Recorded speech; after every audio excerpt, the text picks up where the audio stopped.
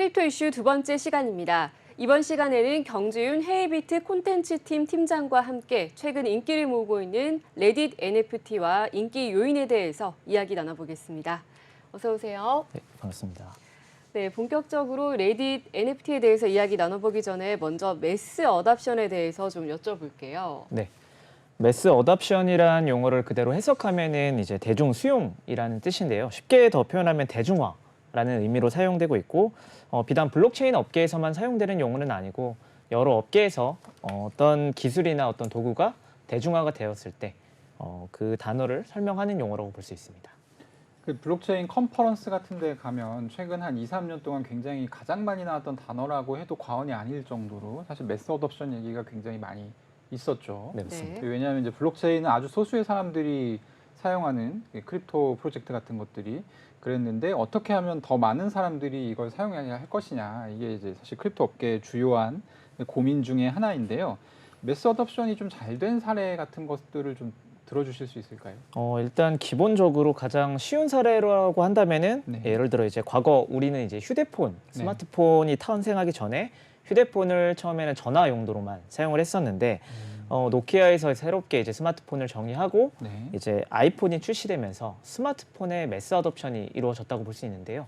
우리가 단순히 전화나 문자로만 사용하던 휴대폰을 이제 스마트폰을 통해서 앱을 구동하고 이제 다양한 상품들을 사는 등 여러 가지 이제 기술이 이제 쉽게 우리에게 다가오면서 스마트폰의 매스 어답션이 이루어졌다고 좀 볼 수 있을 것 같습니다. 불과 한 10년 정도밖에 안 됐죠. 사실 스마트폰이 맞습니다. 이렇게 대중화되게 된 것이. 네, 맞습니다. 그리고 사실 한국의 주요 기업으로 성장한 카카오 같은 경우도 이제 스마트폰 처음 나왔을 때 카카오톡이라는 앱에서 시작한 기업인 거잖아요. 네, 맞습니다. 사실은 이제 매스 어답션의 무서움을 좀 간접적으로 느껴볼 수 있는 그런 사례인 것 같습니다. 네, 저희가 이 매스 어답션에 대한 이야기를 먼저 나눈 이유가 앞서 얘기했던 레딧이 발행한 NFT가 바로 이 매스 어답션에 성공했다라는 평가를 받았기 때문인데요. 본격적인 얘기를 나눠보기 전에 먼저 레딧이라는 플랫폼에 대해서 좀 소개해 주시죠. 네, 일단 레딧에 대해서 먼저 소개를 드리면은 미국의 초대형 커뮤니티 사이트로 일 방문자만 5천만 명, 총 가입자 수는 3억 5천에서 4억만 명 정도에 이르는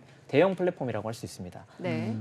우리나라의 이제 DC 인사이드라는 이제 커뮤니티와 구조는 비슷한데 다양한 서브 채널들로 나누어져 있어서 굉장히 많은 유저들이 서로 그 커뮤니티에서 대화를 나누고 소식을 나누는 등 사실 이미 하나의 이제 국가라고 표현할 수 있을 정도로 굉장히 활발한 커뮤니티라고 좀 볼 수 있을 것 같습니다. 3억 5천만 명이 사용자면 거의 미국 인구보다 많지 않나요? 네, 맞습니다. 사실 미국인만 사용하는 것은 아니고요. 네. 우리나라에는 잘 알려져 있지 않지만 다양한 국가에서 이제 들어오기 때문에 그 정도의 숫자를 보유하고 있다고 말씀드릴 수 있습니다.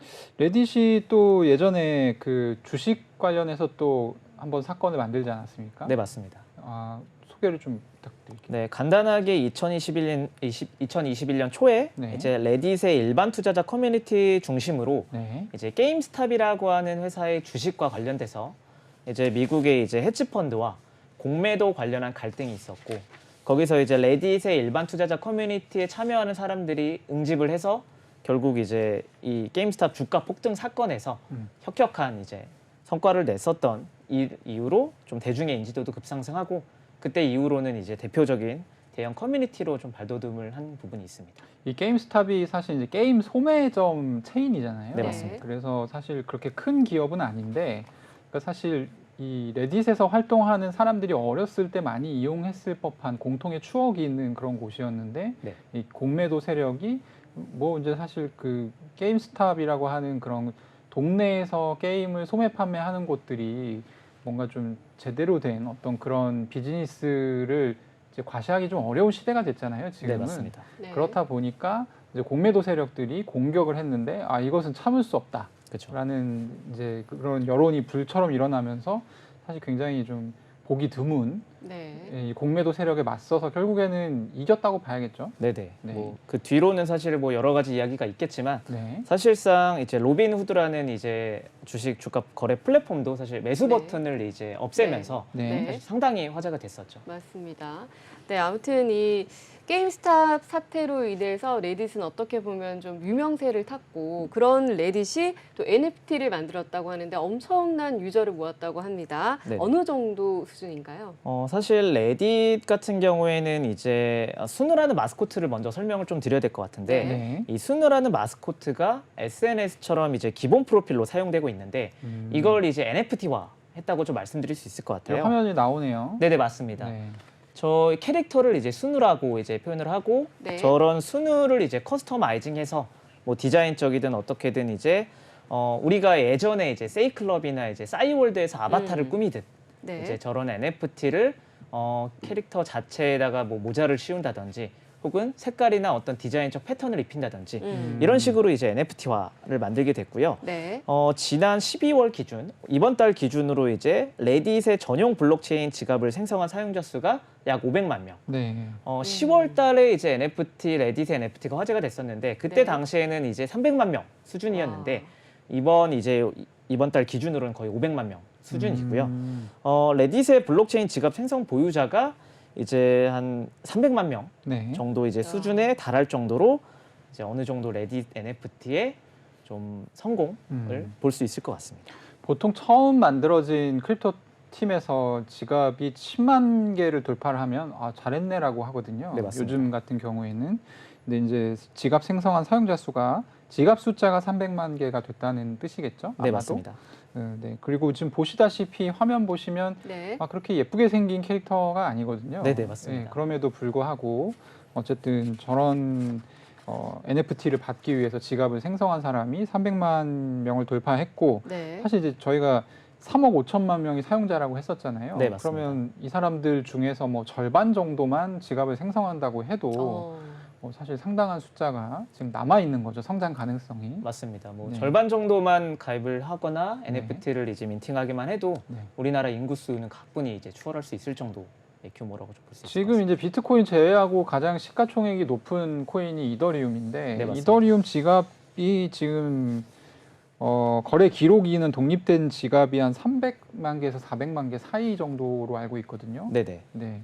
그거를 따져봐도 사실 지갑 개수로 보면 거의 그냥 세계 1등이 되는 약간 그런 수준이죠. 네, 맞습니다. 네. 사실 만들어진 지 몇 달 되지 않은 NFT가 뭐 조금 이더리움 사용자랑 비교하기에는 사실 좀 극단적인 수치긴 하지만 그렇죠. 네. 어느 정도 좀 비슷하다는 것을 봤을 때는 좀 매우 놀라운 결과라고 볼 수 있을 것 같습니다.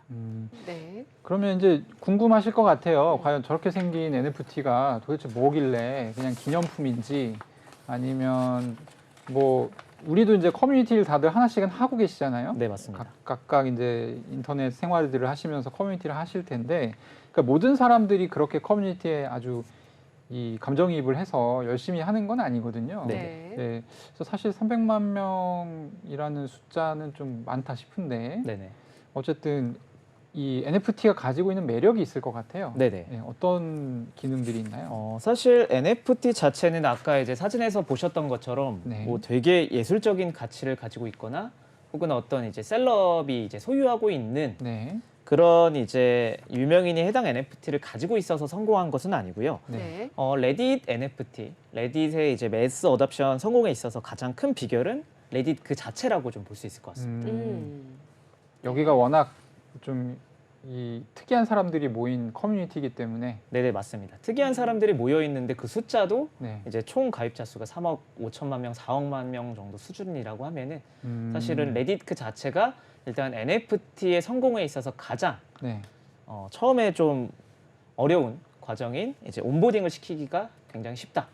전 여기서 갑자기 궁금해지는 부분이 네네. 사실 그 제 주변에 NFT 같은 거 공짜로 나눠주는 거 받아보세요. 뭐 이렇게 이제 조언들을 드리면 솔깃하다가도 그 장벽이 있잖아요. 네, 일단 맞습니다. 전자 지갑을 깔아야 되고 뭐 이런 것들이 있는데 어떻게 저기에 쓰는 사람들은 저렇게 그런 장벽이 없었나요? 사실 말씀하신 대로 기존의 NFT를 구매하라고 이제 뭐 주위 지인이나 친구에게 추천을 하면은 처음에 일단 원화를 바탕으로 코인을 매수해서 그 코인을 이제 해외에 이제 뭐 메타마스크 같은 이제 암호화폐 지갑으로 보내고 또 NFT 마켓에 가서 NFT를 구매하는 등 굉장히 복잡한 절차를 가지고 있었는데요. 네. 레딧 같은 경우에는 사실 이러한 것들을 거의 생략을 하고 바로 플랫폼에서 신용카드나 관련 서비스로 결제를 할 수 있게 이제 만들어 놨었기 때문에 네. 사용자들이 상대적으로 쉽게 NFT를 굉장히 많이 이해하고 있지 않아도 구매할 수 있고 활용할 수 있게 만들어 놨었습니다. 그러면 계정당 이제 자동으로 생성되는 전자지갑을 하나 줬을 것이고요. 네네. 거기에 계정 이름으로 어떤 신용카드 결제 같은 것을 하면 네네. 거기다 이제 NFT 알아서 넣어주는 그런 구조군요. 네, 맞습니다. 기존의 NFT는 이제 NFT가 아니라 기존의 아바타는 이제 뭐 기본 이제 옵션으로 그냥 설정을 할 수 있고 네. 우리가 이제 뭐 게임이나 이런 것들 하면은 속칭 이제 현질이라고 하잖아요. 그렇죠. 네. 아이템이나 이제 좀 괜찮은 캐릭터들을 갖기 위해 이제 현질을 하는데 네. 이러한 것들을 이제 과금을 하게 해서 음. NFT를 이제 현금이나 이제 신용카드로 결제를 하게 해서 구매하는 방식으로 좀 온보딩을 이끌어냈습니다. 그리고 그전에 아바타들은 꾸밀 때 돈이 안 들었어요? 네네. 아바타가 이제 어느 정도 꾸밀 때는 사실 뭐 프리미엄 멤버십이라는 이제 유료 구독제도 있긴 하지만 네. 기본적으로는 세팅하는데 별로 뭐 돈이나 이제 비용이 들진 않았었습니다. 근데 저건 돈을 내야 될 거잖아요. 지금 사진에 네네. 보면은 네. 레딧의 콜렉터블 아바타라고 아바타. 해서 네네. 네. 이번에 이제 새로 돈 받고 파는 아바타인 거죠. 시리즈인 거죠. 네네, 맞습니다. 그러니까 원래 아바타는 공짜로 쓰는 거였는데 돈 받고 팝니다라고 했을 때 좀 저항감이 있었을 것 같은데 어땠나요? 사실 유저가 기본적으로 이제 아바타를 꾸밀 수 있긴 하지만 네. 이 사진에서 보시는 이 레딧의 이제 콜렉터블 아바타는 네. 기본 아바타보다 훨씬 더 많은 디자인 옵션을 부여하기도 했었고요. 그다음에 추가적으로 예를 들어 레딧의 커뮤니티에 누가 이제 한정판 콜렉터블 아바타를 보유하고 있는 사람이 게시물을 올린다거나 네. 혹은 어떤 게시물 스레드에 이제 댓글을 달기만 해도 이제 뭐 번쩍번쩍하게 이름이 표시된다든지 아바타가 이제 반짝인다든지 그러한 옵션을 부여함으로써 일반 유저가 이제 봤을 때 저 한정판 아바타가 굉장히 유니크하고 좀 갖고 싶다라는 이제 어느 정도의 이제 문화를 만들어 나가면서 그런 저항감을 좀 없앴습니다. 말씀을 해주시니까 제가 좀 이해가 갈 것 같은데 네네. 참고로 시청자분들의 이해를 돕기 위해서 말씀을 드리면 이 레딧에서 활동하시는 분들은 대부분 일상생활에 많은 시간을 레딧에서 보내시는 분들이 많습니다. 네, 맞습니다. 그렇다 보니까 그러니까 사실 우리가 이제 어떤 동창회 같은 데 갈 때 좀 번듯한 옷을 깔끔하게 차려입고 나가는 거랑 비슷한 어떤 그런 마음으로 네네. 아바타 구입을 할 수 있는 거죠. 네, 한정판 아바타로만 이제 주목을 끌 수 있다는 네. 거라고 표현할 수 있을 것 같습니다. 네. 자, 그렇다면 이 콜렉터블 아바타 중에 밈팀에 대해서 좀 구체적으로 설명해 주시죠. 네, 밈팀이라는 NFT 아바타는 이제 이번에 레딧에서 NFT 이제 아바타를 콜렉터블 아바타를 정식으로 출시하면서 무료 배포한 이제 컬렉션인데요. 이 밈이라고 하는 것은 이제 다들 아시겠지만 네. 어느 정도 좀 유행을 이제 이끌어 나가는 용어라고 표현할 수 있고요. 그렇죠. 네, 레딧에서 사실 이 밈 문화가 되게 조금 발달해 있고 사실 거의 대부분이라고 표현할 수 있을 것 같은데 이 밈이라는 요소를 활용해서 독립된 이제 아티스트와 협업을 해서 NFT 컬렉션을 만들게 됐고요.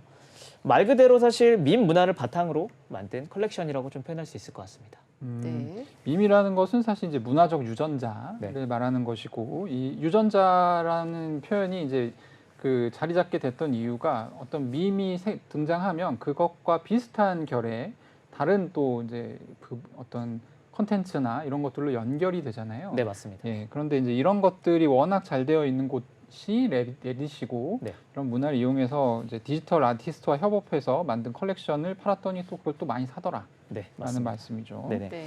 자, 이런 컬렉션들이 뭐 거래를 위한 목적으로 만들어진 건 아니지만 그래도 네네. 이제 저희가 궁금한 건 가격인데 네네. 가장 비싸게 팔린 NFT는 얼마까지? 사실 나갔었나요? 레딧에서 이제 NFT 아바타를 이제 판매, 보통 네. 민팅이라고 표현하는데 민팅은 사실 몇만 원도 채 되지 않는 가격으로 이제 구매할 수 있었는데 방금 이제 질문 주신 내용은 이제 2차 시장, 오픈 시장과 같은 2차 시장에서 네. 최고가로 거래된 작품을 좀 말씀을 드려야 될 것 같은데요. 네. 약 30이더리움 정도를 이제 기록을 했는데 지금 음. 시가로 이제 좀 네. 원화로 계산을 해보면은 거의 한 4,500만 원 4,500만 좀 정도? 넘는 수준? 네. 이라고 좀 볼 수 있을 것 같습니다. 네. 어지간한 중형차인데 값이라고 볼 수 그러네요. 있죠. 그럼 이 한정판 아바타니까 지금 못 사겠네요. 네, 지금은 레딧 홈페이지 들어가셔서 보셔도 다 솔드아웃으로 되어 있고요. 어. 지금 발행되어 있는 것들은 이제 오픈시와 같은 2차 마켓에서만 구매를 할 수 있고 네. 만약 구매를 하고 싶으시다면 이제 웨이팅 리스트 같은 것들이 있어서 네. 거기에 이제 대기자 명단에 등록을 하면은 이후에 이제 이메일이나 이제 뭐 레딧 페이지 안에서 알림을 통해 이야기를 해준다고 합니다. 보통 NFT 시장에서도 처음에 이제 화이트리스트를 받아서 네. 민팅에 참여하게 되면 돈을 좀 만질 수 있지만 벌 수 맞습니다. 있지만 사실 2차 판매자부터는 돈을 못 번다라는 네네. 것이 지금 이제 그냥 통설이거든요. 네, 맞습니다. 네. 근데 레딧은 사실 크립토를 했던 것도 아니고 NFT가 어떤 그런 미술적인 가치를 가지고 있다라고 볼 수도 없는데 네. 어떤 특별한 점이 있었길래 2차 시장에서도 이렇게 가격이 형성이 잘 되고 네네. 그랬을까요? 사실 레딧은 이미 하루에 한 5천만 명 정도의 이제 활성 사용자가 있는 데다가 네. SNS이기 때문에 아까 이제 말씀드렸던 자신을 나타내는 요소, 즉 이제 PFP라고 하는 이제 NFT의 이제 뭐 타입 중 하나라고 네. 좀 설명드릴 수 있을 것 같은데요. 네. 그 PFP의 활용 가능성이 이미 충분한 시장이었다고 좀 표현할 수 있을 것 같습니다. 그리고 게다가 이제 다른 SNS, 예를 들어 인스타그램이나 이제 트위터도 NFT 비즈니스를 시작을 하는데 네.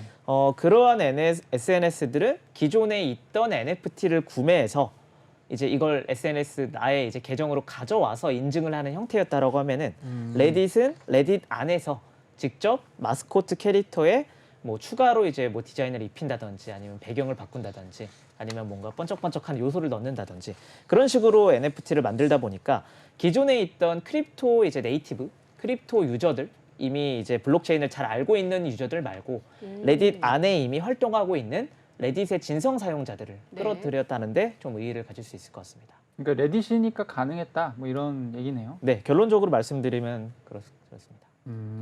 이제 우리가 좀 궁금한 것은 네. 어쨌든 그러니까 사실 플랫폼 만들어서 이렇게 NFT를 이제 보급시키고 사실 지금 초기 단계인 것이잖아요. 네네. 이 단계까지 오는 것도 사실 이 크립토 프로젝트한테는 굉장히 어려운 일이거든요. 네, 맞습니다. 근데 이제 레딧은 그동안 쌓아놨던 어떤 이제 유산들이 있었기 때문에 비교적 여기까지 쉽게 온 거고 네.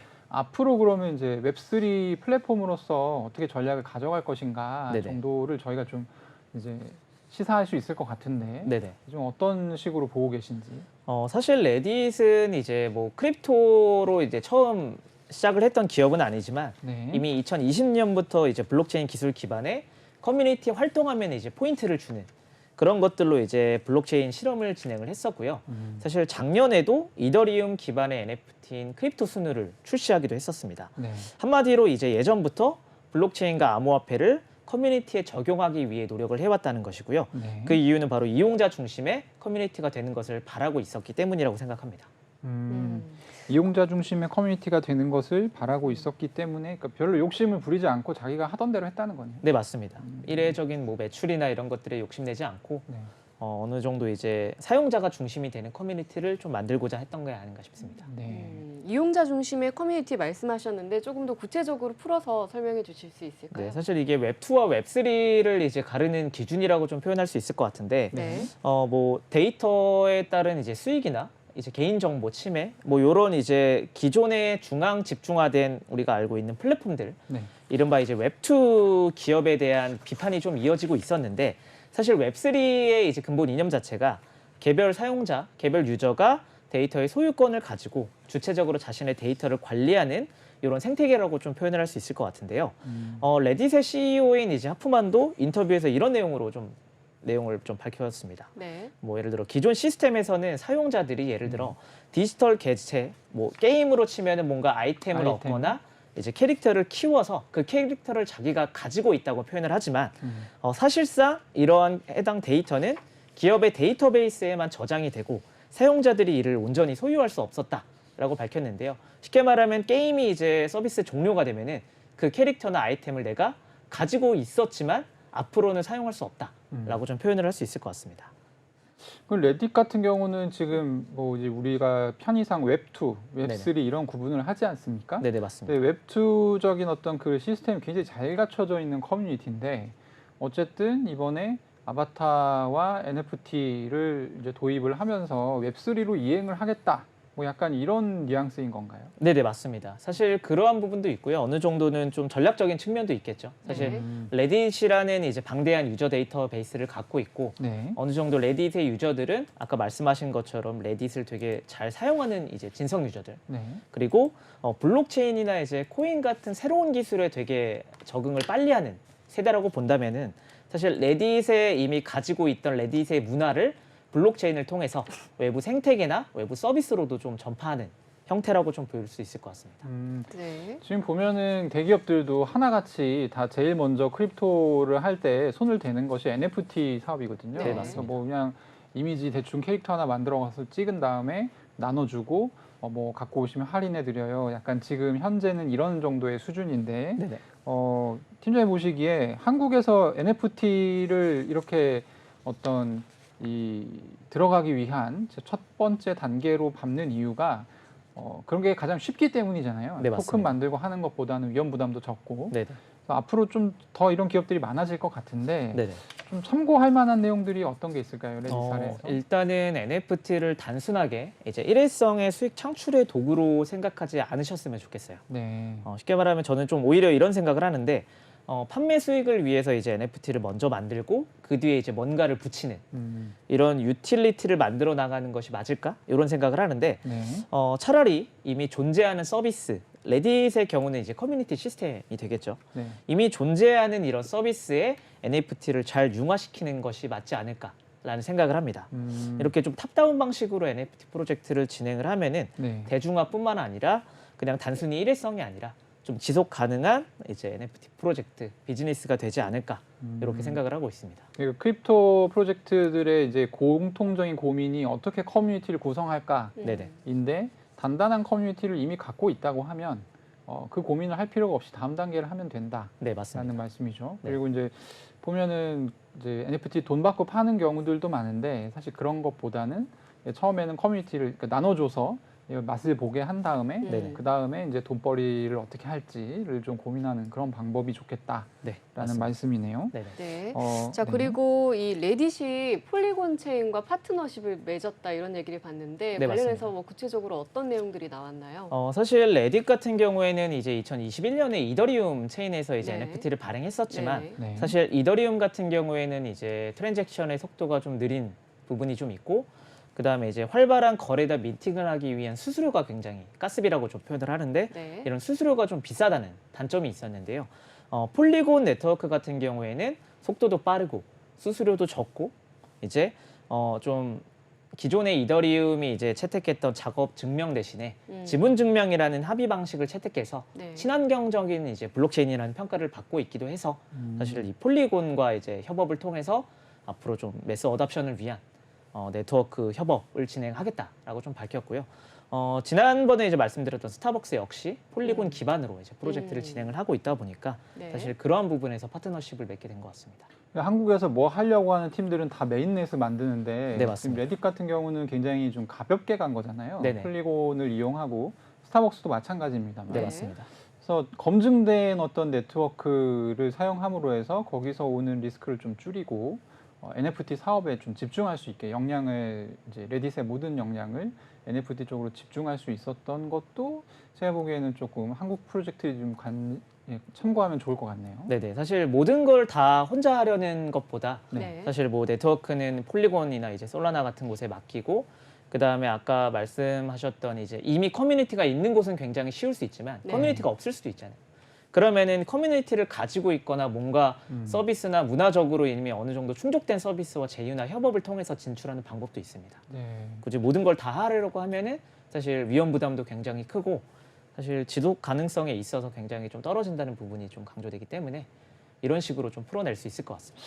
네, 마지막 질문이 아마 될 것 같은데요. 네. 그 한국에 이제 아까 저희가 처음에 이제 DC 인사이드를 예로 들었잖아요. 네네. 레딧이 이제 미국으로 치면 그러니까 한국으로 치면 DC 인사이드와 비슷한 커뮤니티다. 네네. 한국에도 레딧과 비슷한 전략을 좀 취할 수 있는 커뮤니티가 있다라고 하면 네네. 어떤 것들이 있을까요? 사실 뭐 우리가 흔히 알고 있는 좀 대중적인 DC 인사이드 같은 커뮤니티가 또 있을 수 있고 네. 예를 들어 이제 블라인드라는 직장인분들은 잘 아시겠지만 블라인드라는 이제 플랫폼이 있습니다. 네. 네. 직장인들의 이제 익명 커뮤니티라고 좀 볼 수 있는데 네. 그 블라인드 역시도 이제 포인트 제도를 좀 도입하고 있고 익명으로 서비스가 진행되고 있다 보니까 이런 NFT나 블록체인 문화랑도 굉장히 좀 맞을 것 같다. 그리고 또 유저층 자체도 좀 젊다 보니까 네. 이런 NFT 비즈니스를 하기에는 좀 최적화된 곳 같다. 블라인드 같은 경우도 원래는 이제 회사의 부조리한 어떤 얘기들에 대한 폭로가 많이 올라오다가 네, 맞습니다. 최근에는 그냥 세상 만사 일이 다 올라오는 그런 분위기로 가고 있죠. 네네. 직장인의 애환이나 뭐 커리어나 고민이나 이런 것들도 이제 자유롭게 나누는 커뮤니티가 되면서 이런 NFT를 좀 재미있게 적용할 수 있을 것 같다라는 생각이 좀 들더라고요. 네. 네. 향후 이 NFT, 레딧 NFT는 또 어떤 방향으로 흘러갈지 전망 간략히 좀 부탁드릴게요. 사실 레딧의 방대한 유저 베이스에 비해서 아까 이제 뭐 가입자 수만 4억 명 네. 정도 된다고 보면은 사실 NFT를 보유하고 있는 수치가 이제 비율로 치면 굉장히 좀 미약한 그렇죠. 네. 부분입니다. 다만 레딧은 이미 그동안 행보를 좀 살펴보면은 이미 블록체인과 웹3의 문법과 철학을 어느 정도 좀 이해한 걸로 좀 보이고요. 거기에 맞춰서 최대한 매스 어답션을 위해 블록체인의 되게 어려운 용어들이나 뭐 기술이나 이런 개념들을 강제로 이제 이해시키려고 하는 게 아니라 그냥 그대로 레딧의 유저들에게 쉽고 편안하게 너가 이제 블록체인과 NFT를 활용할 수 있다. 이런 기조로 이제 좀 진행을 할 것 같고요. 그 시도를 아마 계속해서 이어나갈 것으로 생각이 됩니다. 네, 자 오늘 레딧 NFT의 인기몰이에 대해서 다양한 이야기 들어봤습니다. 감사합니다. 네, 감사합니다.